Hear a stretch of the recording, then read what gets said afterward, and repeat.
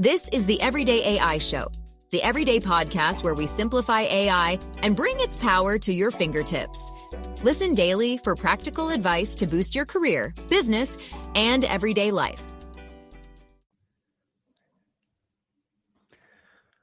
What is the best large language model to use?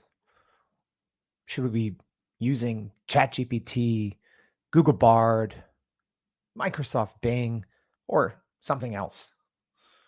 Don't worry. Today we're going to tackle that and talk about probably the 5 most popular models and maybe put that question to rest and showing you the pros and cons of each of those. So, welcome. My name is Jordan Wilson, and this is Everyday AI. This is your daily live stream podcast and free daily newsletter helping everyday people like me and you not just learn about AI, but how we can actually leverage it. All right, so I'm extremely excited today. Thank you if you're joining us live. So if you are new to generative AI, or if you have a lot of questions about large language models, what they are, how they're used, which ones are best, this is definitely the show for you. If you use large language models every single day, I hope you can join the conversation. Drop in. Let me know what your favorite large language model is. And as a reminder, if you're joining us on the podcast, check the show notes. You can always come in, click, and come join this conversation that we mainly have going on LinkedIn and other places. But if you're an avid podcast listener, go ahead, come join us. All right. So good morning. Thank you, everyone, for joining. Extremely excited today for a little large language model showdown. And as a reminder, like I said, if you're catching us on the live stream, make sure to sign up for the free daily newsletter. Maybe if you're on the podcast, come join us on the live stream. We do each and every single day, 7:30 a.m. Central Standard Time. We go live and then we put it out on podcasts and shoot the newsletter out shortly thereafter.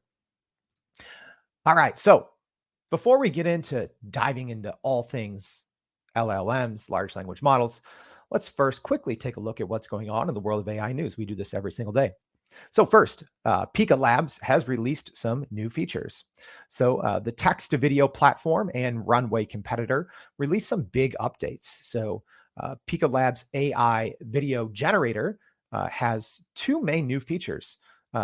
So one is video typing, and the other one is the ability to embed a company logo into a video. So video typing is essentially being able to insert text or words into an AI-generated video, and then also the option for the logo. So pretty cool. And we'll probably do an AI in 5 on that next week. All right, next. Traditional stock photo giant is getting into the Gen AI game. So Getty Images is partnering with NVIDIA to start offering AI-generated images. So Getty has released their own AI photo generated tool called Generative AI by Getty Images. Not the catchiest name, but maybe they'll work on that. So currently it is paywalled on the Getty website, and also it looks like it's going to be available through an API as well. So interesting development there, especially as Getty famously took Stability AI, another AI image generating company, to court for allegedly misusing their copywritten photos. But now they're embracing the tech. All right, Spotify is going all in on AI. So some recent updates, which I think we shared about in the newsletter, but I wanted to talk about it here on the show. So they're allowing podcasters to replicate their voice with AI and to translate them in other languages. So maybe Everyday AI will be coming to a language closer to your home. Also, Spotify has slightly reversed course and said it won't remove AI generated music from their platform. So interesting. I'm going to go ahead and do a 4th story today. Normally I cap it at 3, but this one was extremely interesting. So a new Harvard study showed the impact of GPT-4 and productivity. So this Harvard-led study showed a 40% performance boost when consultants used GPT-4. So this study was done with Boston Consulting Group, one of the most well-known consulting groups in the world. My only question is why only 40%? I'm wondering what kind of training everyone had beforehand, but To only have a 40% performance boost while using GPT-4 probably means you weren't using it correctly. Sorry. So Boston, BCG, holler at me. I'll teach you all how to use it correctly. All right. So let's get back to the topic at hand. Let's talk about large language models. What are your questions? What do you want to know about ChatGPT, about Bard, about Bing, Cloud, and Perplexity? Those are the 5, I think. There's others. Don't get me wrong. There's probably a dozen or so great AI-powered chats, but I'd say those are probably the top 5. I'm making that own list, but I mean, ChatGPT, Bard, and Bing are undoubtedly the top 3. And then we just saw Cloud yesterday rake in I believe a $4 billion with a B, $4 billion investment from Amazon. So they've already catapulted themselves up into that top tier. And then Perplexity. I think Perplexity is something that a large language model that not a lot of people talk about. So I want to know, what are your questions about large language models? We're going to go over it live. I'm going to show you quickly the pros and cons. This isn't going to be one of those episodes where it accidentally goes to 45 minutes. But I want to say what's up to everyone joining us. So Parimi, thank you for joining. Val, good morning. Mike, thank you for joining. Harvey Castro, happy to be here. Happy to have Harvey on the show, I think in 2 days. Josh saying good morning from Dallas. Thank you all for joining. And if you do have questions, get them in.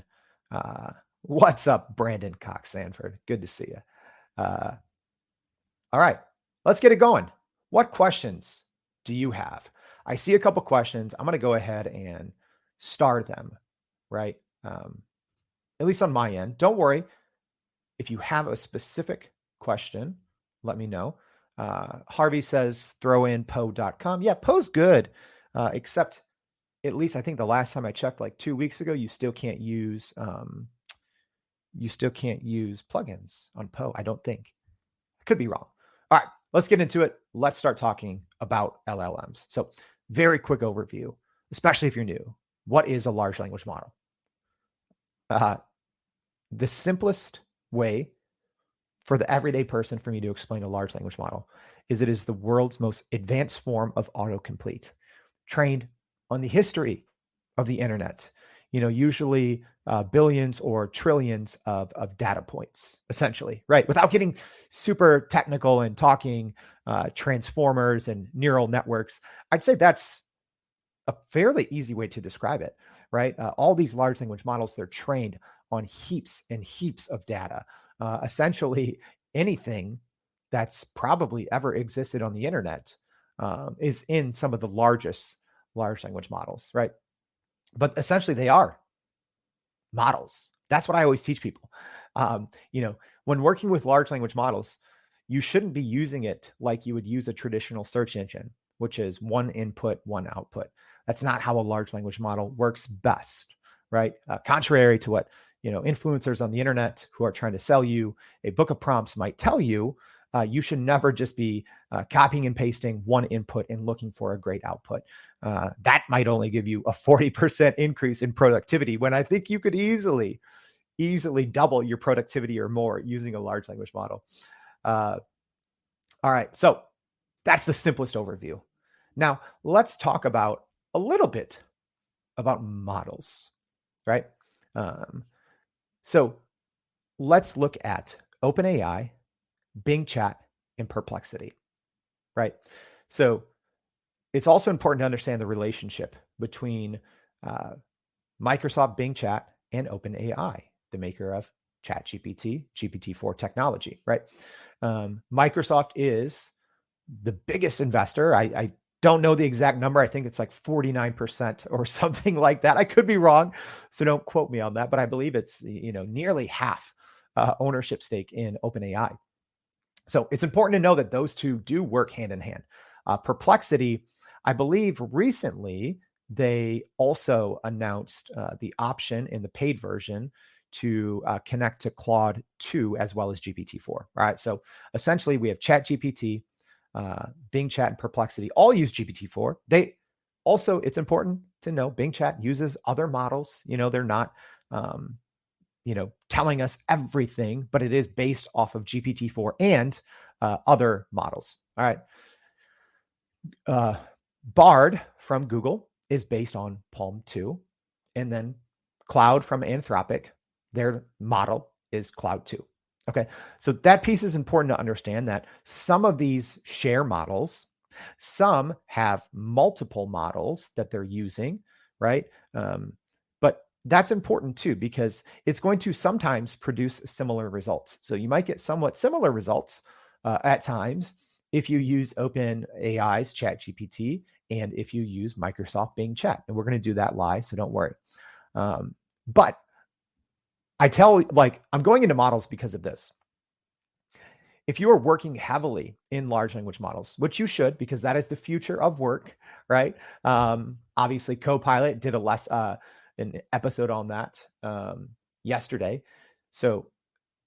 But that's ultimately based off of large language models, right? So it's important to know which offerings or which chats, AI chats, whatever you want to call them. I don't often call them AI chatbots, but some of them share very strong similarities and some are very different, right? The reason I say that is a lot of times, even in my workflow, I have 2 screens here and I'll split each screen in half, right? So this is how I'll normally work if I'm doing some heavy deep work.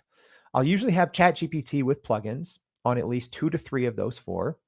And then 1 is usually Perplexity, or I'll either have Cloud or Bard. So the reason I do that also is to switch up the models, because you will get, even if you're training a chat in the same way, which that's what you should always do because it's a model, you'll still get very different results. All right. I hope that's a good enough overview.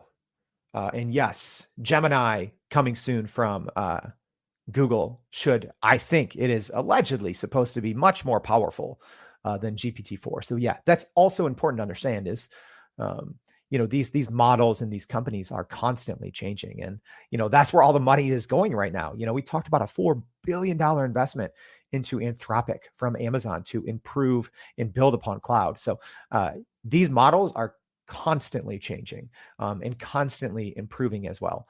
That's a great point to bring up. All right, let's go here and see them in action. All right, we're going to do something just super quick. All right, just so we can see pros and cons. So I'm going to do pros and cons, but also show you some of the best features and pros and cons. All right. So here we go. Here is Google Bard. If I'm being honest, I'm not very impressed with Google Bard. If I'm being super honest, I do think when they kind of upgrade to Gemini, it will be much better. But something that I really like about Google Bard, and I'm going to go ahead and put this test prompt in, and I'll tell you what this test prompt is and why I'm running it. So all I'm saying is, please tell me about Microsoft's recent announcement on Microsoft 365 Copilot and what the November 1 release entails. Please keep it simple and give me a brief bullet pointed list, right? So super simple stuff here. And luckily, Google handles it with ease. So I will say this, even though personally, I'm not the biggest fan right now of Google Bard, it is probably the easiest large language model to learn on. It has the most easy to understand user interface. The user experience is actually pretty good. If we're talking about quality of outputs and functionality and utility, it's not in the top 2 by far. Also, people were initially raving about the new extensions from Bard, which essentially help connect Google Bard to other Google products like YouTube, your Gmail, Google Drive, I believe, etc., Google Flights, right? Here's the thing.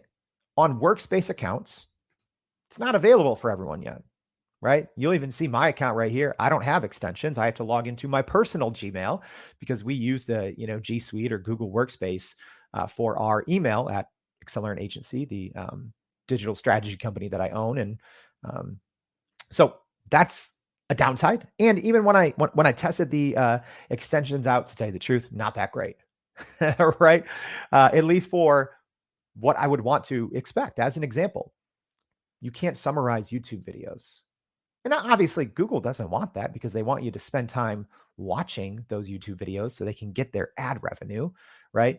It can't, interact and write in Google Sheets. So these are all things you can do in ChatGPT. So, when people say, oh, Google Bard is great and look at these extensions, well, the extensions, at least compared to ChatGPT, lack utility, period. It's probably tough news to swallow if you're a huge Google Bard fan. However, I do love the user interface. It is the easiest. So if you want to teach, a parent or, an aunt or uncle or, a coworker that's maybe not as tech savvy about large language models, I'll say 100% Bard. It is the easiest interface. You can click to upload an image, which is great. Kind of that multimodal that ChatGPT, OpenAI just announced yesterday and will be releasing. You can speak and speak your commands and then hear the response by default. Again, these are things coming to ChatGPT, but not here yet. So in terms of user interface, user experience, ease to use, best to learn on, I'd say definitely, Google is where it's at. They also do have this double check response, which they just announced, I think last week. If I'm being honest, I don't think it's very useful. If anything, it's just a marketing angle, I'd say, because half of the time, so when I click that here, if you're listening on the podcast, it's, out of the bullet points it gave me, when I asked it to give me bullet points, it gives me sources for some and highlights them, but then you just you get to thinking like, okay, then what about the ones that aren't highlighted? Does that mean Google Bard just made it up? Right. So that's why this whole fact check thing and people are talking, because one of the biggest things with large language models is they lie, they hallucinate, they make stuff up. Well, is this really useful? If you click the quote unquote kind of fact check button and it just highlights 50% of what's on there, not really. It's not really useful to me. Yeah, like Val said, you can already tell nothing like plugins from ChatGPT. Absolutely. All right, so let's go next. So we gave Google Bard a little run there. All right, so now I'm going to run the same prompt here. We are in Anthropic Claude 2. All right.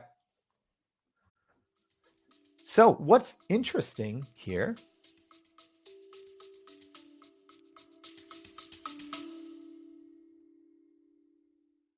Are you still running in circles trying to figure out how to actually grow your business with AI? Maybe your company has been tinkering with large language models for a year or more, but can't really get traction to find ROI on Gen AI. Hey, this is Jordan Wilson, host of this very podcast. Companies like Adobe, Microsoft, and NVIDIA have partnered with us because they trust our expertise in educating the masses around generative AI to get ahead. And some of the most innovative companies in the country hire us to help with their AI strategy and to train hundreds of their employees on how to use Gen AI. So whether you're looking for ChatGPT training for thousands or just need help building your front-end AI strategy, you can partner with us too, just like some of the biggest companies in the world do. Go to youreverydayai.com/partner to get in contact with our team, or you can just click on the partner section of our website. We'll help you stop running in those AI circles and help get your team ahead and build a straight path to ROI on Gen AI.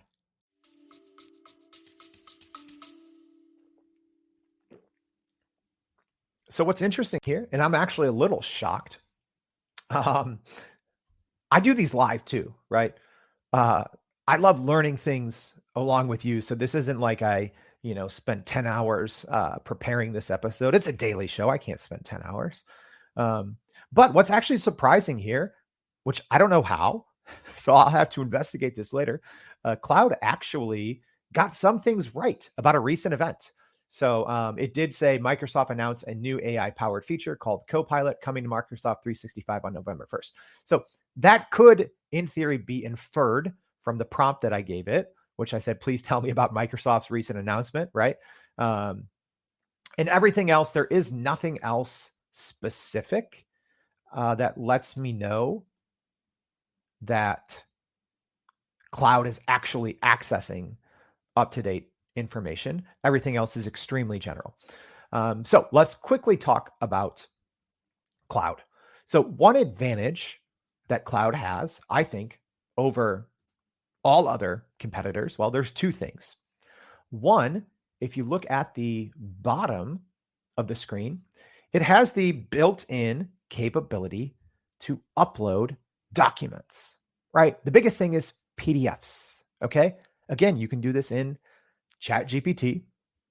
You obviously if you've listened to the show ever before, you probably know, I'm a huge fan of ChatGPT with plugins. So that is probably one of the best advantages for cloud.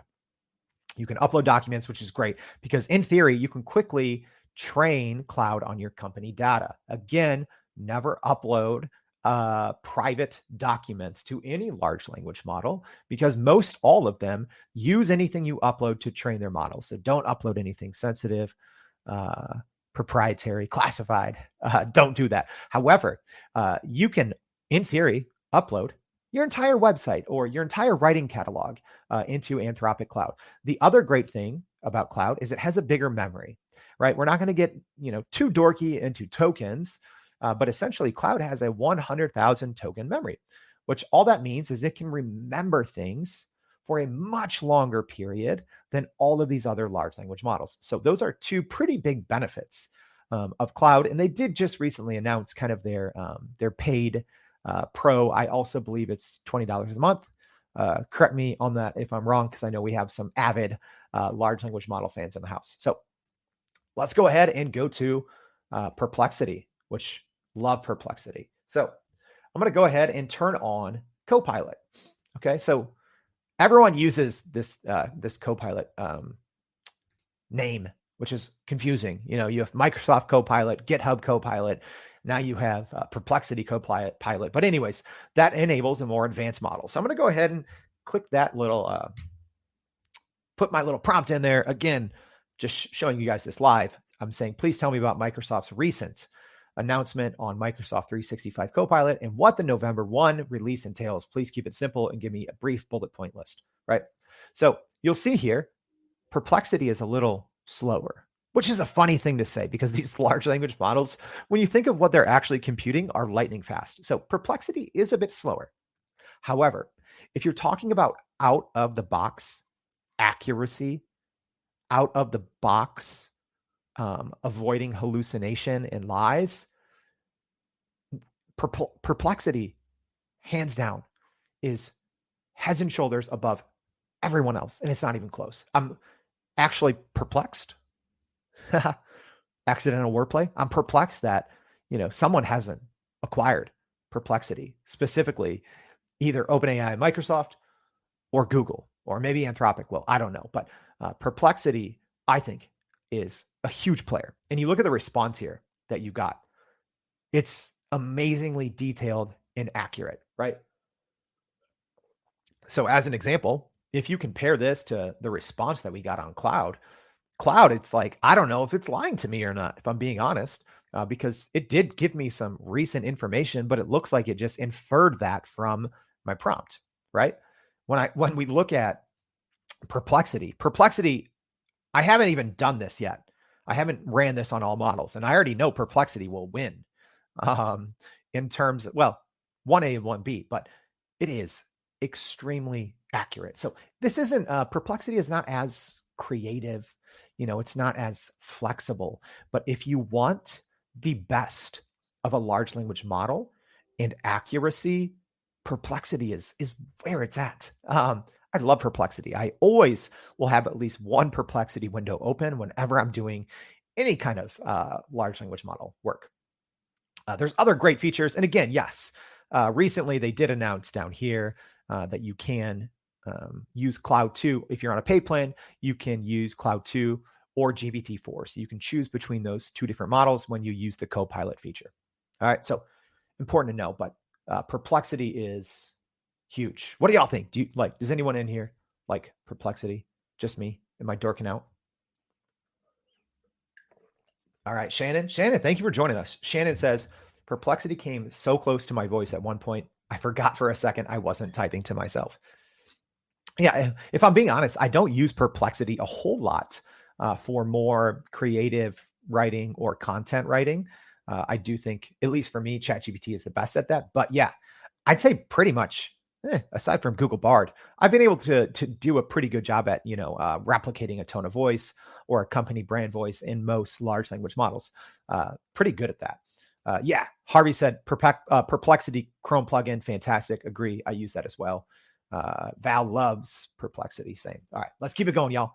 So we're gonna. Unfortunately, I gotta switch browsers here. So some news is it's not even that big of news, but we had to wait for a very long time to get Bing Chat.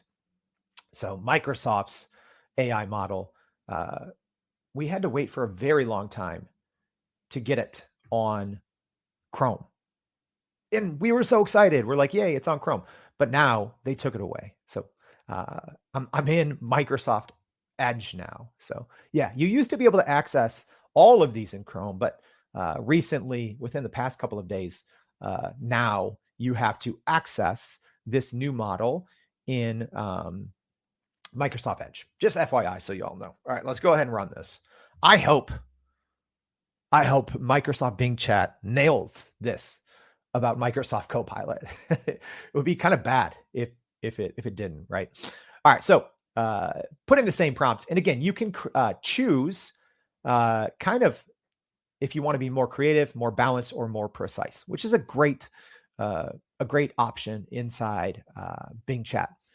It's similar to creating or selecting a model, but it is more focused on accuracy, which I like. For the most part, I usually use balanced. All right, so you'll see the response here. Obviously, it nailed it, right? Everything here, which I love, especially with Bing. I think Bing does the best job, aside from Perplexity, at citing sources, which is extremely important. So you'll see here it brought up all these different sources at the bottom, and you can hover over, which actually normally I don't see it like this. Normally I don't see where every single thing is sourced. It could be because I asked for a bullet pointed list that it decided to source everything. Whereas if I asked for more of a paragraph or, a quick article on something, I don't think it would have sourced line by line. But Bing Chat is actually really good. I like that you can always, as you can see here, I'm hovering over. You can always, do the thumbs up, thumbs down, copy, export, share, or continue on phone, which I think is a nice feature. The one thing that I'm not crazy about is sometimes even when you're on search and you toggle between the search and the AI chat, the two can kind of run into each other. So as you're scrolling on the search or scrolling on the chat, it'll jump over to the other one, which is a little confusing. But aside from that, some other features. So you can just go ahead and click on a new topic. You can add an image, which is great. The ability inside a large language model to upload an image gives you so much flexibility, so much just cool use cases, right? And that's coming to ChatGPT pretty soon here. And then you can also use the microphone. So at least right now, Bing Chat is, I'll say this, it is a little limited compared to others. But I do, with Copilot's release today, right? Not the enterprise, with all the apps, 365 Copilot, but basic Copilot features are being released today. So I do see, there is going to be an enterprise version of this, of Bing Chat, as well as, ChatGPT. So I do see some big advancements and improvements coming to Bing Chat soon. Right now, it gets the job done. It's not my first or second choice usually, but I do think it's similar to Google Bard. It has a nice, easy interface, but there are a little bit of some quirks, but I do expect Microsoft to be improving those soon. All right, last but not least, we saved, let's get the right one here. We saved my favorite for last. It's fine. I am a little biased. So I'm going to go ahead and put that same prompt into ChatGPT with plugins. Okay. I've done a whole episode on plugins, and this is why I always come back to ChatGPT. The ability to have more than 1,000 plugins that actually can push the envelope of your day-to-day business development and business processes is invaluable. I sound like it's old man Jordan on the porch screaming at people. Like, why aren't you running your complete day inside of ChatGPT with plugins? Even if I'm being honest, even when I'm using a great large language model, and all of these are great, all 5 of these are great. If I'm in Bard or Microsoft Bing Chat or Perplexity or Cloud for too long, I feel limited, if I'm being honest, because you're still working in a silo, right? Whereas when you're working with ChatGPT, you're not as siloed. You can tap in other plugins that give you access to the internet, which is what I'm using here, right? So if anyone is wondering, like, oh, how did you access the internet? Microsoft Bing, they took Browse with Bing away, which used to be a mode inside ChatGPT. Well, I have the browser op plugin and the Vox script plugin, which are both tied to the internet and have different capabilities. And if you are signed up, FYI, for the pro course for Prime Prompt Polish, we have a free course, Prime Prompt Polish. So type in PPP, I'll send it to you. But the pro course, we actually go pretty deep into these different plugin packs and their capabilities. But let's go ahead and look at the result here. So obviously ChatGPT nailed it. It says, here's a bullet point list. It has the announcement, new visual identity. What I like about ChatGPT's response here, working off the same prompt, is it did a little bit better job of categorizing and formatting things, which I know sounds weird. But even if you look at the response from Microsoft Bing Chat, it was just unsorted, uncategorized bullet points. The upside is they were all sourced and linked, but that's why I like in ChatGPT. I think it does a much better job of formatting without asking, without prompting. I think it always does a much better job than other large language models of formatting information in a way that our brains want to take it in, or in a way that we as humans learn best. I know that's like such a fine detail, but it's important, right? I've lost the track of how many hours, 1,000 or more, probably a lot more, thousands of hours inside of large language models. And the ability to learn and to take information quickly is such an undervalued part of a large language model. So, when we look at this, obviously, fantastic recap. We do get a couple sources. In the prompt, I could have asked for more sources from these plugins, but we get the sources down there, which is great. Can even toggle through them. So if you're not using ChatGPT plugins, you definitely should be. All right, so that's the roundup. Went over the top 5. I'm going to get to a couple questions. I think we got time to go over a couple. Might not be able to get to them all. Maybrett absolutely says Perplexity sounds like a great one for technical tests. It is good for technical.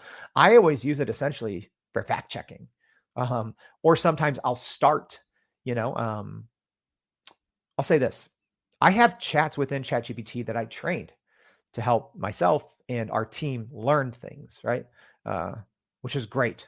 But sometimes I'll just start because it's a little faster inside Perplexity. I think it's great for that. All right, I have a couple questions here. Let's get to them, and I want to make sure I get them. Ben, I think we have the old man Jordan meme in an old in an old thread somewhere. I'll have to get it ready.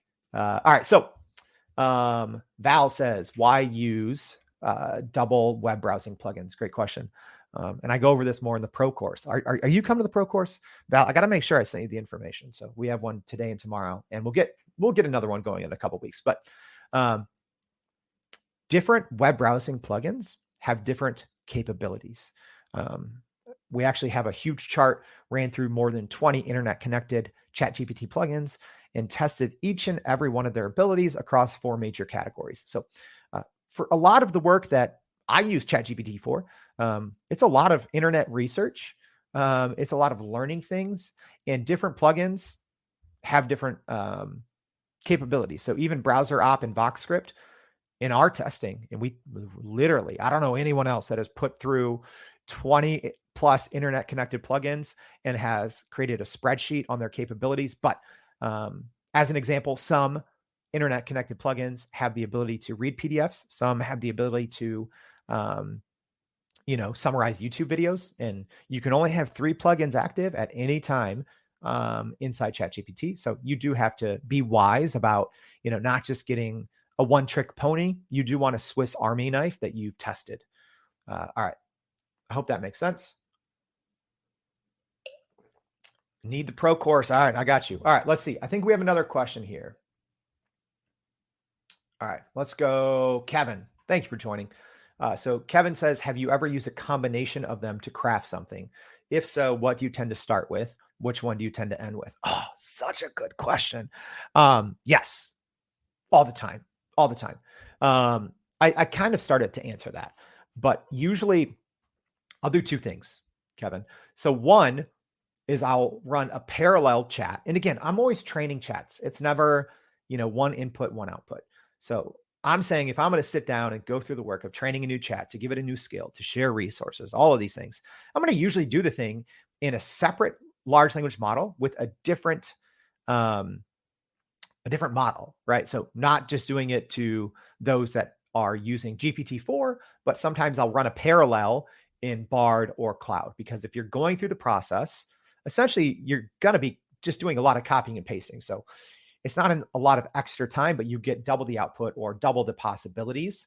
And you will get wildly different outputs, when using even the GPT-4 models from, Bing Chat, ChatGPT, Perplexity. You'll get wildly different results than Bard and Cloud. So yes, all the time. I tend to start actually a lot of times in Perplexity. It's a quick way to, and that actually goes to user interface, because ChatGPT is great. I love it. The user interface is clunky. You have to scroll through. I have probably 1,000 plus chats, and I even need to do a better job of saving them, putting them in a spreadsheet. But the UI UX isn't the best in ChatGPT. Or if you need to add a plugin, search for it. I spend so much time uninstalling plugins because I have so many installed, they're hard to find. So a lot of times I'll start in Perplexity and take those results and bring them into ChatGPT or Bard. All right. Hopefully that answered the question. Brian, what's going on, Brian? So Brian with a quick question. If you are not accessing the internet for an analysis of data, which has the best memory and analytical ability? Well, memory, you can definitively say Cloud, just 100,000 tokens. No one else has that. So memory, hands down, is Cloud. Analytical ability is probably up for interpretation. In my experience, it depends on also what your input is, right? Because if you're going heavy data, that's going to change the answer. If you're just looking for, strategy or competitive analysis, that changes the answer. I'd say for the most part, analytical ability without knowing what the input is, I'd say normally ChatGPT with the correct plugins runs laps around everyone, right? Because if you're talking analytical ability, it's like, oh, okay, well, we can use the Wolfram plugin inside ChatGPT, and you literally give it like genius superpowers, right? So I will say analytical, I would say ChatGPT, just because of the ability to connect to different plugins. All right, let's see. Question from Michael. What's up, Michael? So Michael says, seems like you are mostly into ChatGPT, Perplexity, and Bard. What do you use Cloud for? Great question. Sometimes I'll use Cloud when I need a quick, when I need to quickly chat with a PDF, right? If I'm in a time crunch, or if I need to have a very long conversation with a PDF, then Cloud is the best for that. Claude is the only one by default where you can click and add a PDF, which is actually a pretty big benefit because even, I ran through, I'm going to have a video coming out this week with our AI in 5. We do it every single day. So sign up for the newsletter. FYI, I'll put that plug in now. Go to youreverydayai.com, sign up for the newsletter. But I did do a huge PDF plugin recap inside ChatGPT, and they're great. But a lot of times you have to first upload a PDF to a server somewhere or separately have an account with one of the PDF plugins. So if I'm ever in a time crunch, or if I don't just want to go through the hassle of uploading a PDF, navigating to it, right-clicking, copying the PDF URL for ChatGPT, then I might go into Cloud. All right, Ben, one more. I think I'll do one more question. I'll get to the rest of them after. So Ben's asking, when you've trained a large language model, do you find it forgets the training and runs out of? Yes. Oh gosh, yes. It does run out of memory. Also have another video showing this probably this week. But even within ChatGPT, it starts to lose its memory pretty quickly. OpenAI has said that 32K or 32,000 tokens, which I think is like 26,000 words, is available to everyone in GPT-4, but it's not. It's available via the API, but at least in my testing and everyone else, if you're using GPT-4 inside ChatGPT, I believe it still has an 8K memory, which isn't a lot. 6,000 words goes quickly, Ben. So that's why I said there is a pretty big advantage to Anthropic Claude if you're working in very long chats. What we teach in Prime Prompt Polish, which is our PPP course for ChatGPT, we teach everyone how to do a memory recall. Because again, I'd rather do a memory recall when you start to kind of quote unquote run out of memory and still have all of the amazing business capabilities of ChatGPT with plugins than to use Anthropic Claude, which has a longer memory, if I'm being honest, right? You can literally, with one click of a button, automate very long, complex tasks within 3 different plugins within ChatGPT, which you can't do anywhere else. So, all right. I think we got to some questions. Didn't get to them all. I didn't want this to turn into a marathon episode. So as a reminder, I'm going to try to get to more questions here after the show. But please, if this was helpful, let me know. Did y'all learn anything? Hey, if this was helpful, go ahead and, if you're listening on, if you're listening live, just repost this to your network. If you're listening on the podcast, share this episode with a friend, right? If you're listening on Spotify, Apple, you can click that little share button, send it to someone. I think this is a fundamental skill set for any working professional in the future. You have to understand how large language models work. You have to know the pros and the cons, and they're always changing. So to keep up, go to youreverydayai.com. Sign up for the free daily newsletter. We gave our website a little love, little facelift there. So check that out as well. I hope to see you back, not just for more large language models in the future, but I hope to see you back for another episode of Everyday AI. Thanks, y'all. And that's a wrap for today's edition of Everyday AI. Thanks for joining us. If you enjoyed this episode, please subscribe and leave us a rating. It helps keep us going. For a little more AI magic, visit youreverydayai.com and sign up to our daily newsletter so you don't get left behind. Go break some barriers, and we'll see you next time.